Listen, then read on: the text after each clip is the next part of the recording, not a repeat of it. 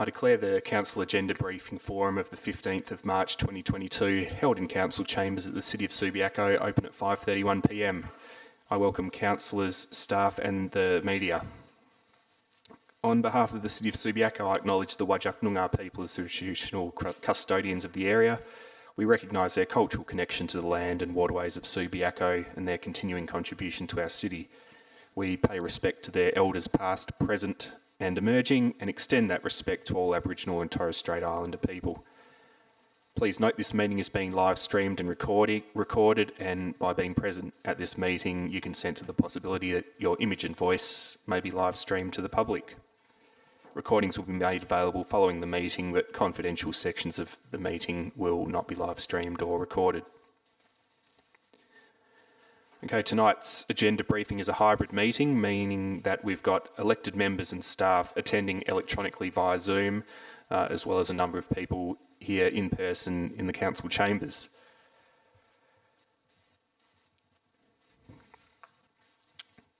Okay, apologies. We don't have any, and it looks like everyone's accounted for except for Councillor Burns, whom I understand will join us by video later, so we'll see if he logs in. And leave of absence, we've got Councillor Angela Hammersley on a leave of absence, and as far as I know, there's no one else applying for a leave of absence at this time.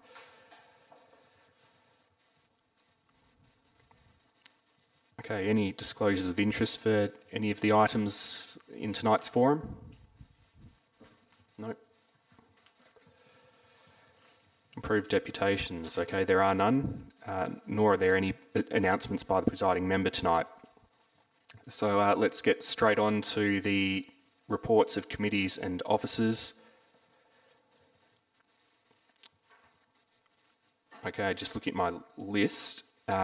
Next week we're going to have a report from the Audit and Risk Committee, but it's not for presentation at tonight's agenda briefing. So the first item on which you have an opportunity to ask questions would be C1, which relates to the City of Perth draft local planning strategy request for comment. Any questions, councillors?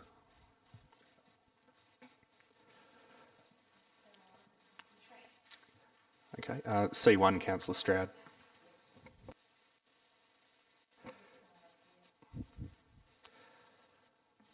Okay, what about C2, draft local heritage survey of the West Subiaco? Oh, you do have a question. My apologies. Okay, over to you, Councillor Stroud. Thank you and good evening. Through you, Mayor, I just felt it was a good pick-up by staff with providing advice to the City of Perth strategy, that they picked up the increase in population with the West Perth and Nedlands Crawley neighbourhoods, and to consider more active space, sports space. And I wondered if, including active playing space, I just wonder whether we should say indoor and outdoor active space, but that's not my question really. The question was whether this would be strengthened at all by including our Cardno upgraded report. And the second question is, does staff have any idea where they would actually be able to put in any more active space? Thank you. I think that's a question for the Acting Director, Community and Development Services. Thank you. Thank you, and through presiding member, the City will be sending the updated future requirements for active open space report to relevant authorities, and we can pass it on to the City of Perth, so that is a great suggestion, thank you. With the City of Perth, we don't have exact information on whereabouts they could put any additional open space, but it could be an additional suggestion that we put in there, and perhaps update the report to come back for the council meeting next week as an updated suggestion. I don't see any issue in that. Thank you. Are you suggesting that we add the indoor and outdoor active open spaces. What was your suggestion that could come back? I'm sorry, I missed that. Thank you, and through you, presiding member, to consider all additional active open space, so whether that's both the provision of indoor and outdoor facilities in the City of Perth. Councillor Powell. Thank you. Although I think the acting planning manager had raised his hand before that, so perhaps he's got a point to make on that before I move on to my question. Yeah, thank you, and through you, presiding member. One of the actions in the City of Perth's local planning strategy is the preparation of an open space framework that talks about guiding the provision, use and development of the city's public open space. It doesn't necessarily go into detail about indoor and outdoor, but it's certainly something we can look to amend before next week to firm that up. But it looks like the City of Perth will be doing some detailed analysis of open space more broadly.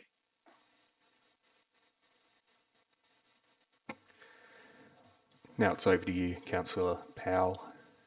Okay, thank you. And through you, Mayor, I've got a couple of questions. Look, the report also addresses some fairly major things like seeking the railway and what's going to happen with Thomas Street. These are really state government matters.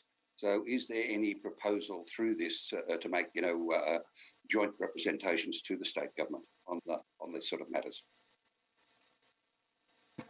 Mr. Petrovski.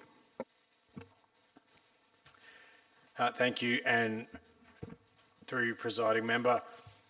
So local planning strategies have to be approved by the Western Australian Planning Commission. So in a local government sense, setting out the strategic framework for many years ahead will in turn require consideration and approval by the state. And then from that, you can formalise advocacy actions in seeking funding for such large-scale projects. It's always best to have them set out in strategic planning documents, as it gives you a policy and planning basis to make your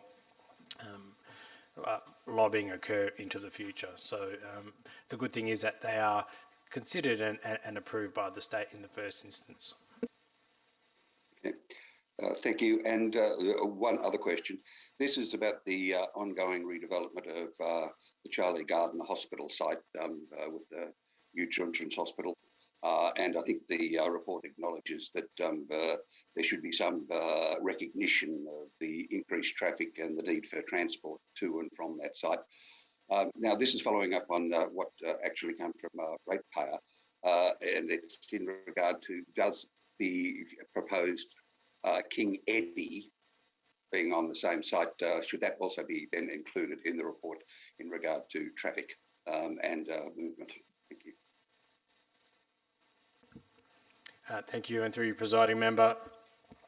So that's likely to be considered in the activity centre plan that the City of Perth is preparing for that area, and we understand that that's QE2 is going to be the site for the new King Edward, so that in any event should be considered with the future development going on there.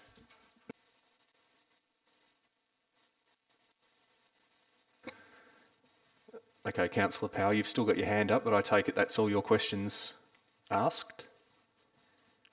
Yes, thank you, Mayor. Yep. No one else has any questions? Okay, I'll just take the opportunity to ask one, Mr. Petrovski, and that is the City of Perth local planning strategy presumably relates to the City of Perth's scheme area, which I imagine doesn't extend beyond their local government boundary, their local government district boundary. If that's correct, why are we being asked to comment? Is it just because we're nearby?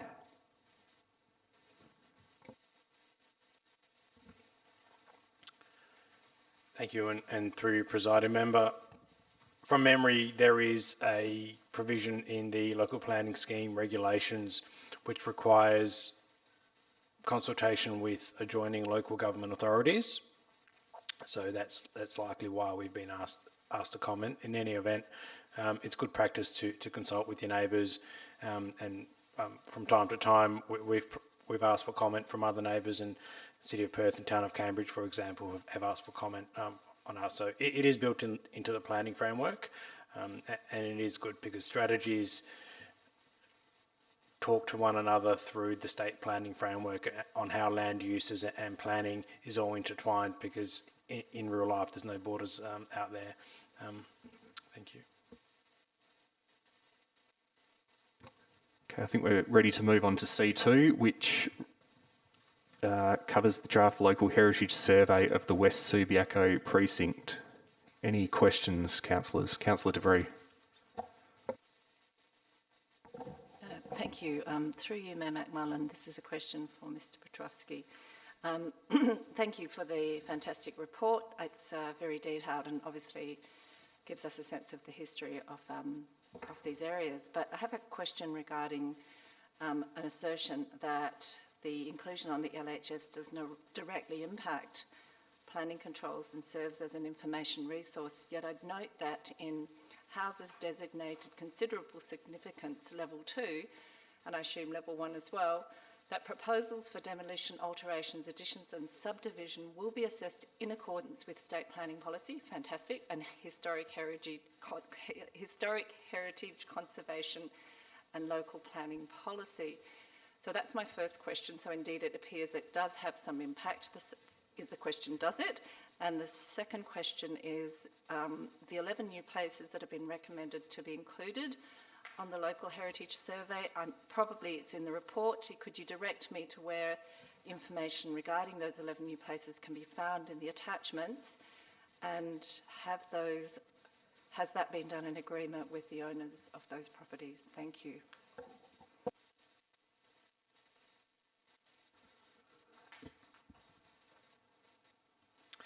Thank you, and through you, presiding member. So I'll answer the first question and then I'll defer to the Manager of Planning Services for information about the 11 properties. The Local Heritage Survey is an information-only resource. So heritage statutory protection and provisions only come into place if a subject site or heritage area is designated under the local planning schemes. Sometimes areas are both, or land or a house or a property is both on the information survey and the statutory heritage list. So you only gather the protections whether you're a significance or high level of significance or medium level if you are actually designated under the local planning scheme. So sometimes they are doubled up. Sometimes places will only be on the planning scheme and not on the local heritage survey. And this process actually helps in cleaning up our record keeping. So it's only if places are on the heritage scheme list. And I'll defer to the Manager of Planning Services about the 11 additional properties. Thank you, and through you, Mayor. So, yeah, essentially with the process that we go through, we've gone through, I guess, quite an extensive process to do like a pre-consultation and engagement with all property owners within the affected West Subiaco precinct. There's more detailed information that will be coming through if council resolves to proceed with advertising. Then it'll become very targeted at those particular properties that are recommended to be included.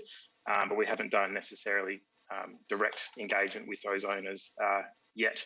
And I guess attachment 1 of this report includes the draft local heritage survey with all of the recommended properties that we're, I guess, proposing to include in the West Subiaco precinct local heritage survey area.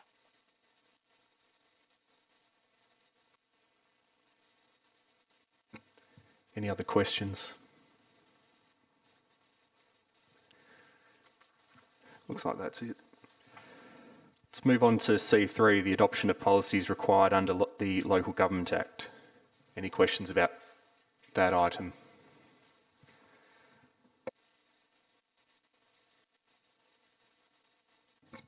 Councillor Jennings. Thank you, Mayor. Can you hear me there? So the first one that I've got is just looking at the acting chief executive appointment policy.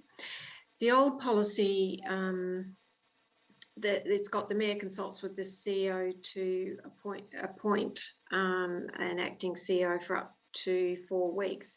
And in the new policy, that's changing to the CEO, as I've read it, the CEO appoints the acting or temporary acting CEO for a period of up to 6 weeks. So that means, the mayor doesn't have an involvement in that. So I was just wondering why that's being changed. I'm not objecting to it. I'm just wondering what's the rationale with less involvement and the mayor not sort of being consulted, although I'm sure informally probably would be.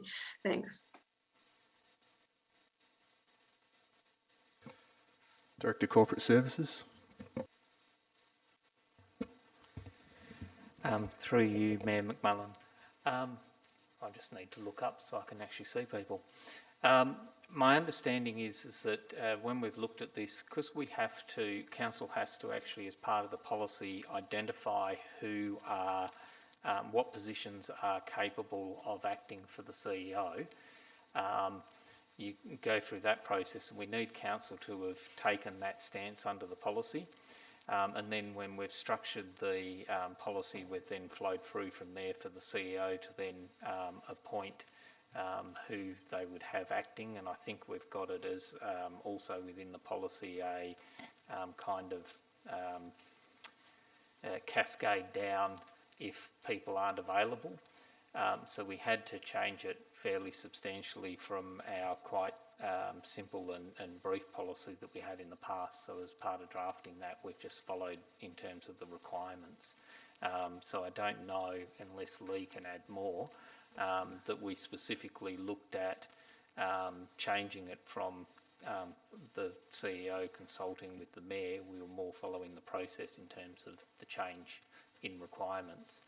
And I would assume that the CEO would talk to the mayor in terms of what they were doing, regardless of the what's stated. CEO, maybe you can supplement that answer, and then we'll go back to Councillor Jennings. Yeah, and Lee might be able to give some more details about the 6 weeks, because that's not something that I sort of was involved in the drafting. But just in terms of a practical sense to understand how it will ordinarily work, firstly, I've got to be able to apply for some leave. And generally, that's a conversation that I have with the mayor. And at that same time, I would be having a conversation as to who's likely to act. So, I mean, the process leans itself to a conversation with the mayor anyway, because I need to get approval to take leave.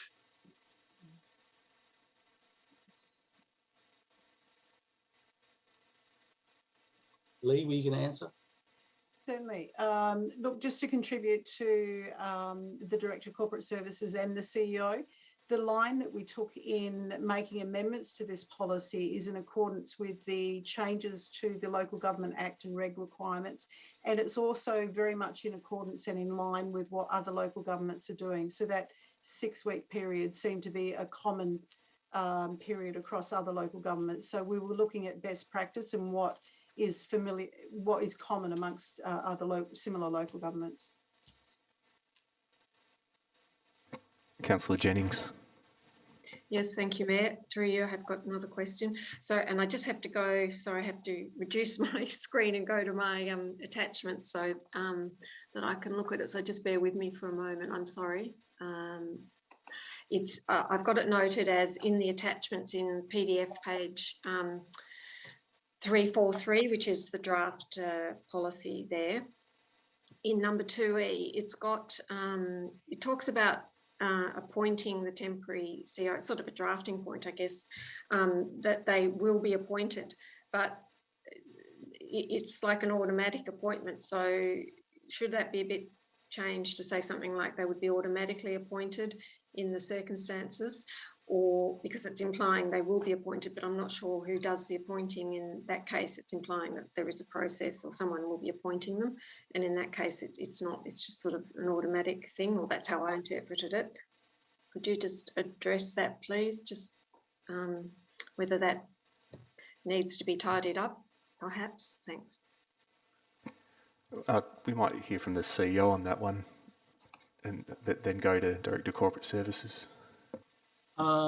Yeah, good question whether it needs to be tidied up. But I'm keen to hear from the corporate services because I haven't drafted this. But I think the intention is that I'm assuming it's in other words, if they're hit by a bus principle, and to put things in place to ensure that there's continuity until such time as some other decision needs to be made. But I'll hand over the Corporate Services Director. Through you, Mayor McMullen. Look, I think the best thing is we understand the point you're raising. We'll have a look at that between now and the finalising the agenda and just see if that needs to be or can be clarified to make it easily understood.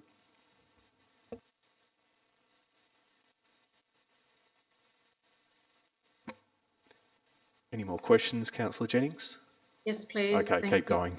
Thank you, Mayor.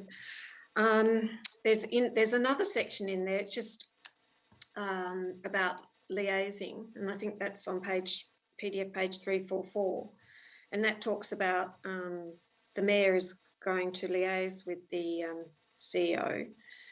Now that about what's it coming up with the reports for the appointing, because I haven't got it open in front of me, the reports to appoint, to draft or prepare the reports to appoint the acting CEO. Now, I just wanted to, I mean, I think that's a good thing that the Mayor does liaise and assist if there's any, if that's going to be of help.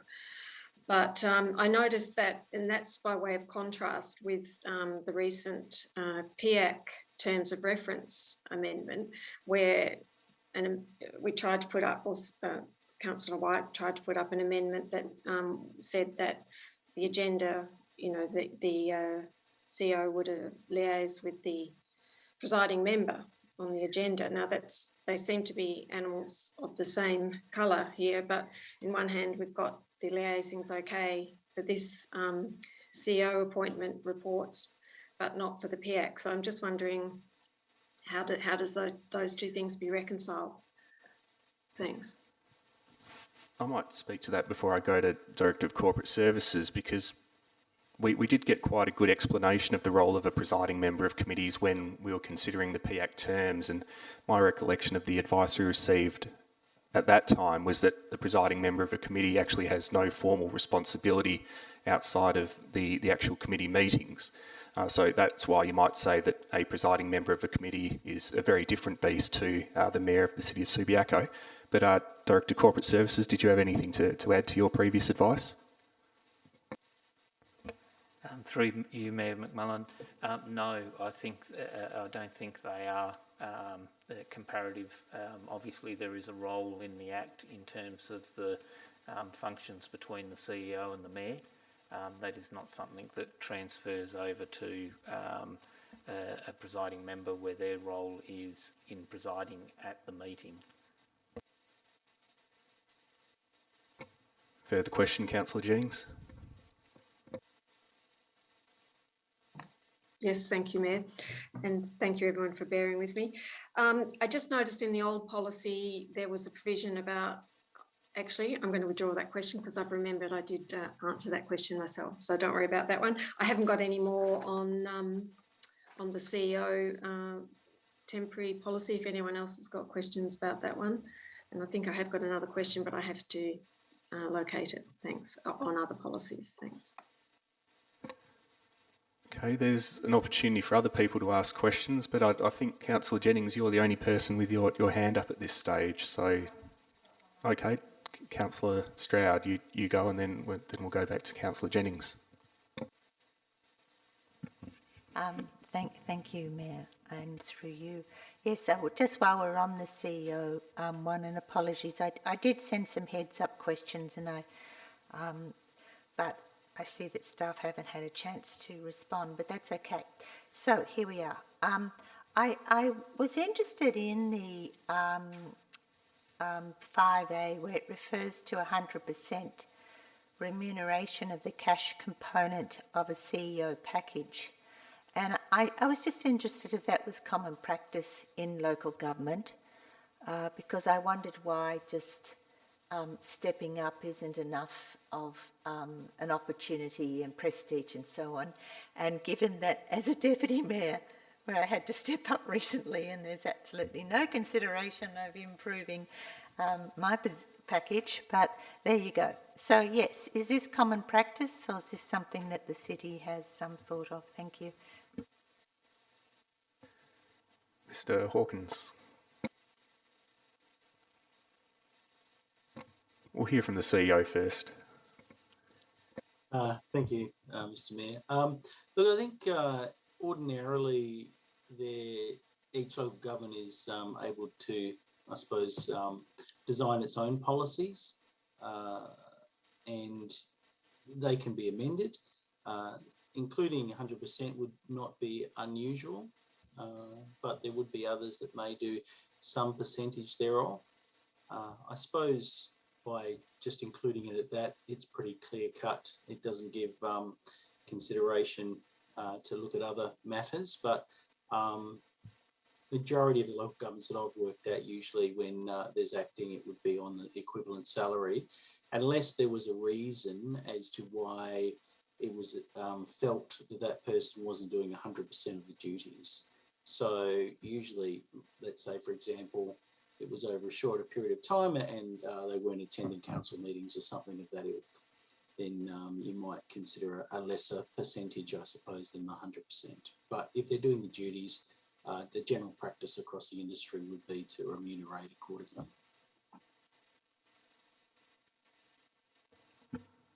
Thank you, through you, Mayor. Thank you. There's also question 2.5c refers to council retains the right to terminate or change. And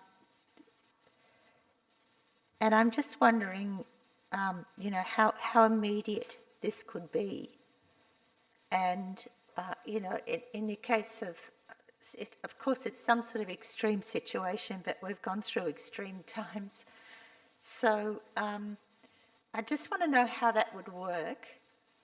And also, going back to the remuneration, would the remuneration stop or would there be a payout because they had sort of been appointed to, say, be in the position for 6 weeks and then they're suddenly terminated and so on? So I'd just like to further clarification. Thank you, through you, Mayor.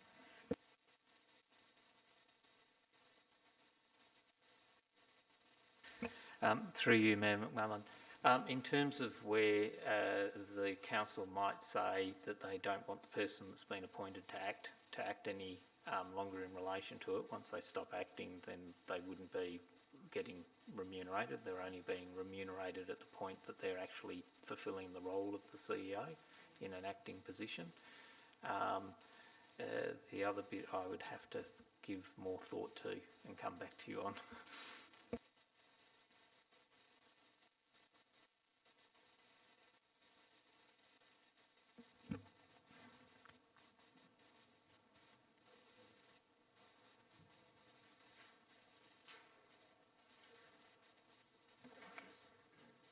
Thank you, Mayor. I think we've covered the CEO. Thank you. So I'll move on to the policy 2.5, elected member professional development policy.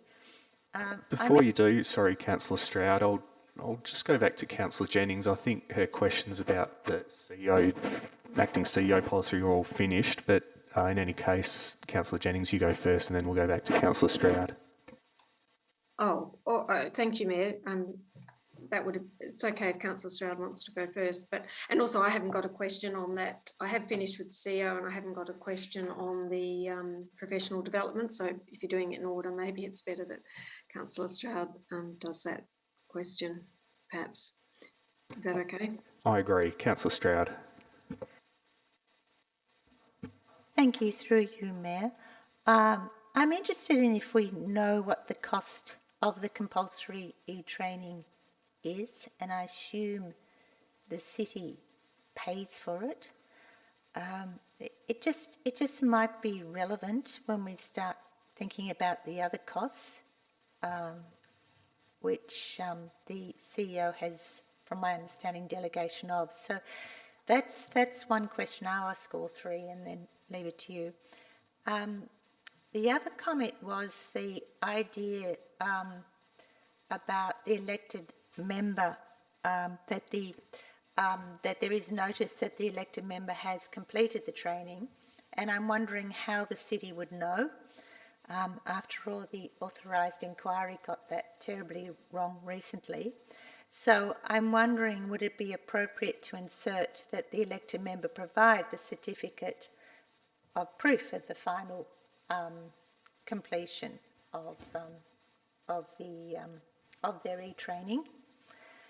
And my third question was whether you have you at all considered adjusting the costs of 1,000 for any instance and up to total of 3,000? Because I know those amounts have been around for a long time, and these days they mightn't even cover an airfare, never alone a conference. So, thank you. Through you, Mayor.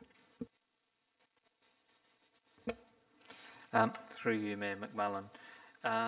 I don't know off the top of my head what the cost is for the compulsory training, but obviously we can find that out to give an indication of it. In terms of notification, my understanding is that when elected members complete the courses, because they're going through either of one of two providers, we're actually notified.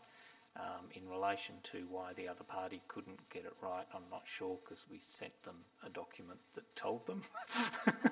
So I can't comment on people's ability to do that.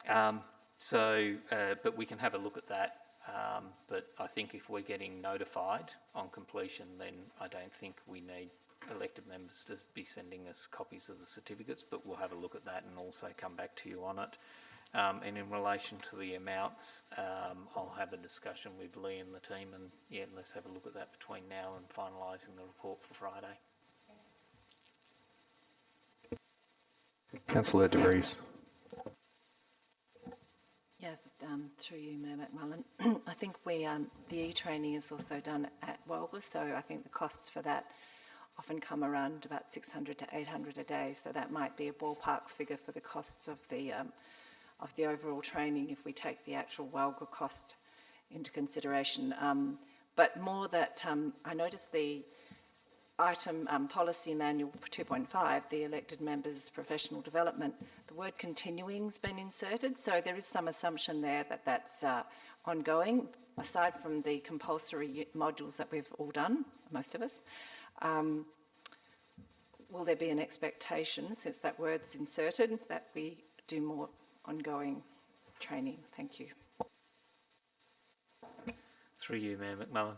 Our current policy before making the change that we're making is for continuing development for elected members, so it provides that opportunity if courses come up and elected members are interested in participating in it, that would be give that opportunity. That was the intent of the policy. I don't think, like obviously there could be changes to the legislation in relation to the compulsory training, but all we were doing was recognising that the compulsory training is actually taken. It just says that when you're elected, you're required to do it within a certain period of time. I don't think there's anything at this point in time that says then you have to redo it. It's about when you're elected and each time you're elected. But our policy is broader, obviously, in terms of opportunities for elected members to look for continuous development.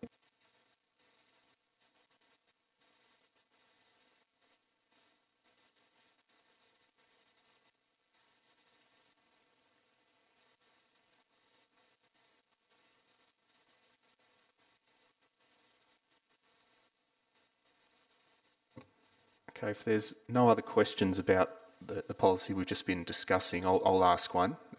Councillor Jennings, you've got one as well? No, it's about the next one. Okay, my question is about the eligible conferences and training courses section.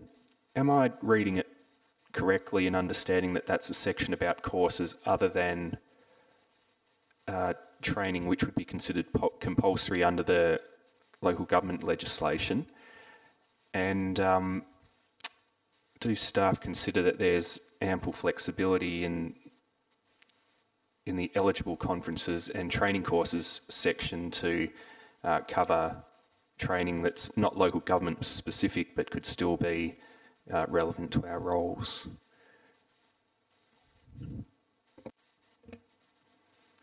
Through you, Mayor McMullen. I believe so.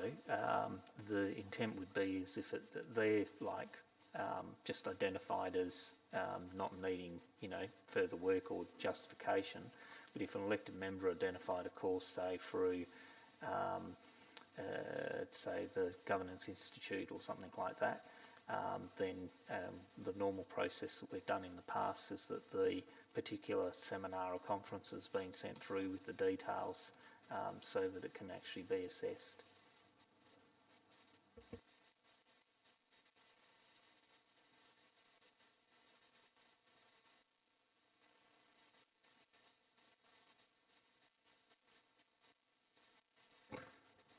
I think we're ready to take questions on the next amended policy, and that brings us back to Councillor Jennings. Thank you, Mayor, and through you.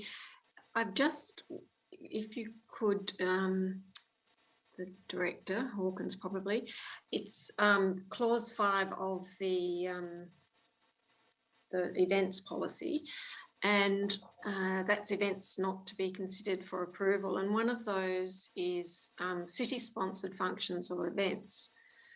So in the preceding clause, it's got things that are automatically approved, which are, one of them is local functions organised by the local government or a local government.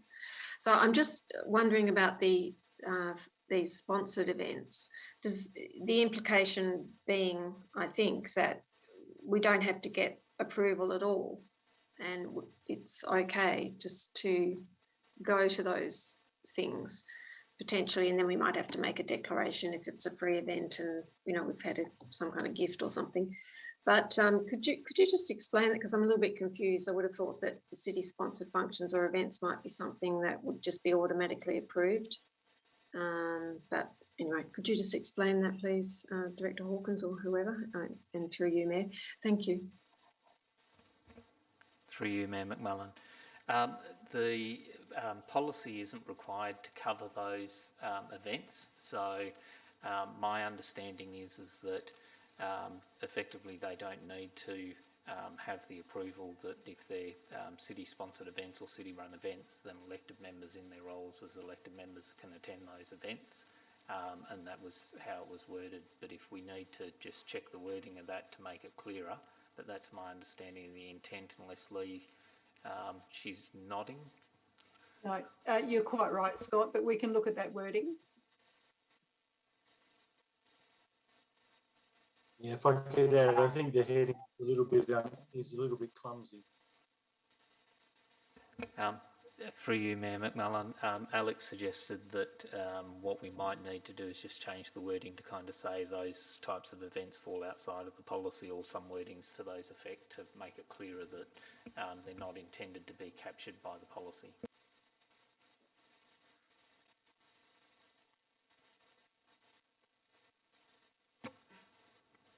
Councillor Jennings. Sorry, Mayor, I don't have any more questions, and I'm just trying to work on taking my hand down. So sorry for that. I should have taken it down already. Thanks. I'll do that now.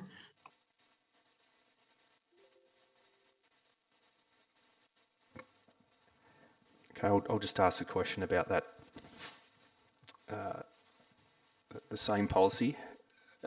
I note that the objective section right at the start refers to section 5.90 capital A of the Local Government Act. If I was to read that section of the Act, that would specify what this policy needs to apply to, and it would be reasonably clear that it doesn't need to apply to city-sponsored events. Is that correct? Yep. Okay.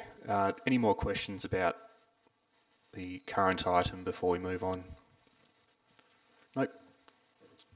Okay, C4, financial statements and reports for the month ending 31 January 2022.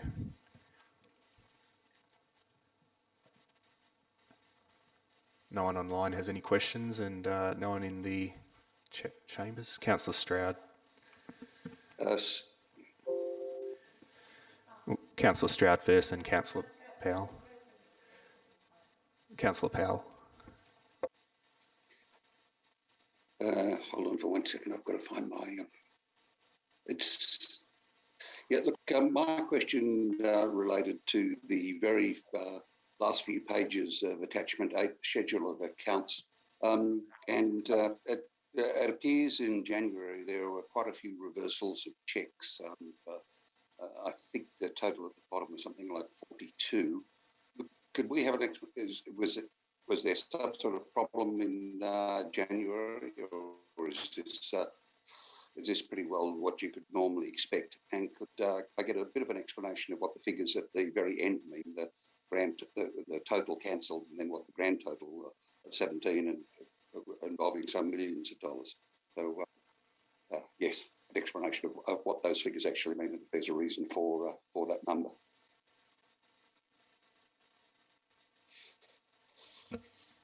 Through you, Mayor McMullen. Look, I'm going to actually take that on notice. I just can't get my agenda document open for the attachment. I'll have a look at it. In terms of the cancelled cheques, every now and again when we go through certain processes through the financial systems, basically it puts the cancelled cheques through. And because we've got them, we list them so all cheques are accounted for. But I will confirm the reason for why these ones have gone through and send an answer out to everyone. Okay, it's page 395, I think, on the attachment, so it's fairly deep in. Thank you.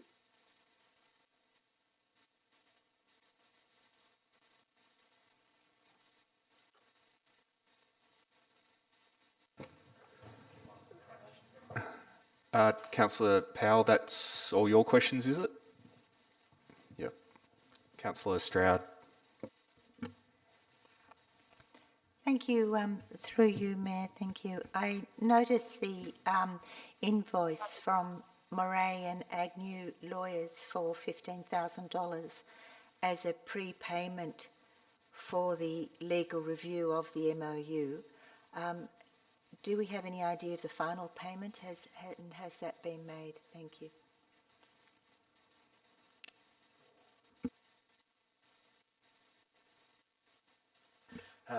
Thank you, and through you, Mayor, I'll take that on notice. That was a substantial amount of the payment, and we'll provide that update to you once we get that figure.